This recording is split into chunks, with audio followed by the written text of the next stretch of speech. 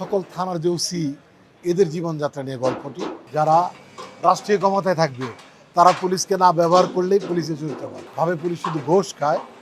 এটা না, এটা আসলে প্রুফ করার জন্যই এত চমৎকার করে একটা গল্প করা হয়েছে।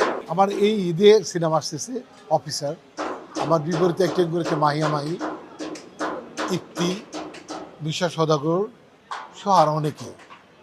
এটা একটা বদিউল আলম খোকন ডিরেক্টর, এটার মুভিটার একটা বড় ক্যাম্পেনের মুভি। পুলিশ অফিসার নিশ্চয়ই, যেহেতু আমি আছি এবং সেই ক্যারেক্টার দামি করেছি। এটা বাংলাদেশের সকল থানার যে ওসি এদের জীবনযাত্রা নিয়ে গল্পটি, সেই ওসির ক্যারেক্টার আমি করেছি। আশা করি যে মানুষ অনেক মেসেজ খুঁজে পাবে এবং পুলিশ আসলে বিচ্ছিন্ন কেউ না, পরিবারের অংশ, সেটা সেখানে আসলে আমরা দেখানোর চেষ্টা করি।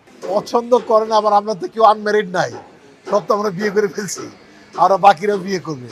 এটা অ্যাকচুয়ালি যারা দুষ্ট লোক, যাদের মানে পুলিশের সাথে ক্ল্যাশ হয়, তারাই পছন্দ করে। ভদ্রলোক পুলিশের কোনো মন্তব্যই করে না, পুলিশের ধারে কাছেও যায় না। পুলিশকে প্রয়োজন হয় দুষ্ট লোকের, ভালো লোকের না।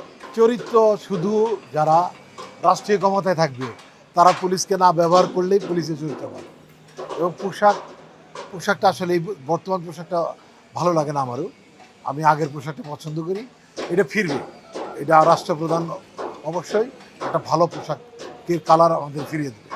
এটা আমি মনে করি যে ভালোবাসা জীবনের একটা অংশ থাকতেই পারে, কিন্তু আমার গল্পগুলো একদম কারেন্ট সময়ের জন্য মেসেজ থাকবে, সমাজকে কেন্দ্র করে গল্প, যেটা পুলিশ অফিসার নানান প্রতিবন্ধকতায় এবং ক্রাইমের কন্ট্রোলে গিয়ে যে অসুবিধার শিকার হয় এবং মানুষ পুলিশকে ভুল বুঝে ভাবে পুলিশ শুধু ঘোষ খায়।